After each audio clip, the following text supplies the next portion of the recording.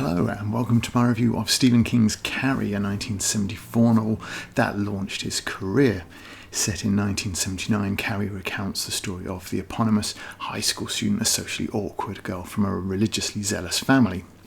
Very much the outsider, Carrie is bullied by her classmates and disliked by the faculty. Things come to a head, though, in the showers after a gym class when Carrie gets her first period. Utterly clueless about such things, she thinks she's actually bleeding to death. The entire class pelts her with tampons, causing a resurgence in her long-dormant powers of telekinesis. One classmate, Sue, feeling guilty about her actions, asks her boyfriend Tommy to escort Carrie to the prom. Armed with a newfound confidence, Carrie comes out of her shell somewhat, provoking the ire of spoilt rich kid Chris, who's excluded from the prom for her part in the bullying. She plots her revenge, of course. Prom night comes and Carrie leaves her abusive mother to attend, and most people are broadly welcoming. Trading largely on the popularity of Tommy, Carrie and Tommy are voted the prom king and queen, and Chris then dumps buckets of pig's blood on them. Carrie is rather annoyed, and as her powers surge, she exacts her revenge on the whole town in a spectacularly violent and destructive fashion. Carrie is neither especially long or especially complicated, but it is effective as a novel nonetheless. Largely told by a third-person omniscient narrator, the story includes text from other sources such as novels on psychic phenomenon, first-person accounts from witnesses, newspaper articles, and even some of the unflattering graffiti left about Carrie. It's a fairly interesting way of fleshing out what would likely be a novella without it, and adds a degree of verisimilitude to what's otherwise a pretty outrageous story. However, the sense of realism is also helped by a wholly unflattering depiction of small-town America, a high school full of sheep-like cliques of bullies, vicious, spiteful children, and religious nuts. This general ugliness helps somehow to make things seem grounded. King does this usually with a scant description of character, but always with some hint at a backstory, such as Miss Desjardins' musing on how Carrie could get to 16 years old, without having had a period or knowing a single thing about them. She herself had begun menstruation shortly after her 11th birthday and had gone to the head of the stairs to yell down excitedly, "Hey mum, I'm on the rag." Some of these stories are more convincing than others, and the headmaster is a little too close to the Breakfast Club, but these brief intros, they do add an interesting flair to the story. Carrie herself, though, is almost bullied by the narrator, described in a very short time in all sorts of animalistic ways, compared to a frog, a goat, a cow, pig, ape, and a donkey.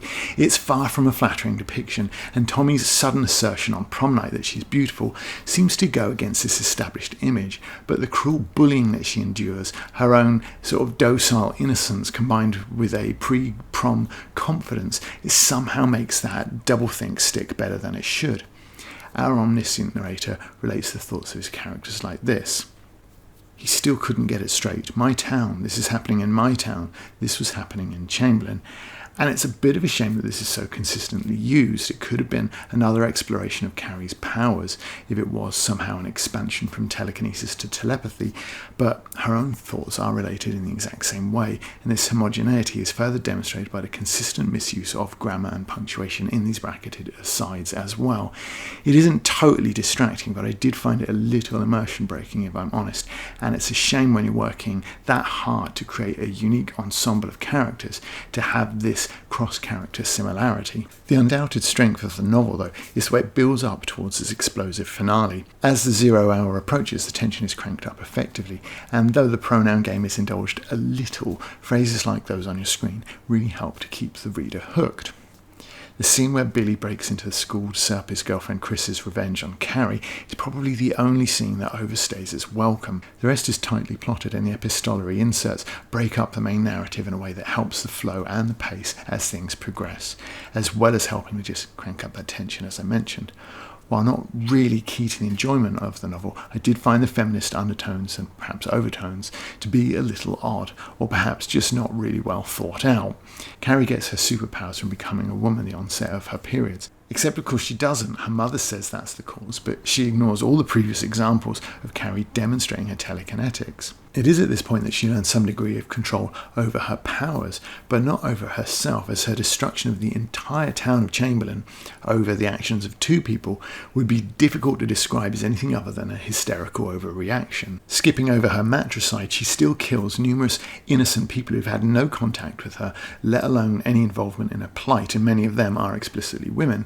The two people most to blame for her situation, even though it was Billy who dumped the pig's blood on Carrie, are Chris, who put him up to it, and her own mother, though I'm fairly sure that you could probably argue that those two themselves were victims of the patriarchy if you so chose.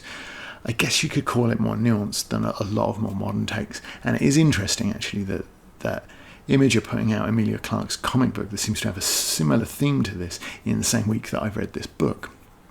So wrapping up, one of King's earliest novels and the book that made his name, Carrie is well worth exploring. It holds up pretty well for both its pathos and its ethos. Its brevity keeps things moving, but its unusual structure and style, which I wouldn't describe as particularly groundbreaking, is still useful not just for adding to the sense of the realism around a pretty tall tale, but in raising the tempo and the tension in just the right way. Carrie is treated abysmally by her peers and her family, making her character one that's quite easy to feel a little empathy with. With a strong lead, a focused and effective story, and a pair of hissable antagonists, there's a lot to recommend about Carrie, so check it out if you wish. Thanks for watching. I'll see you in the next one, particularly if you like and subscribe.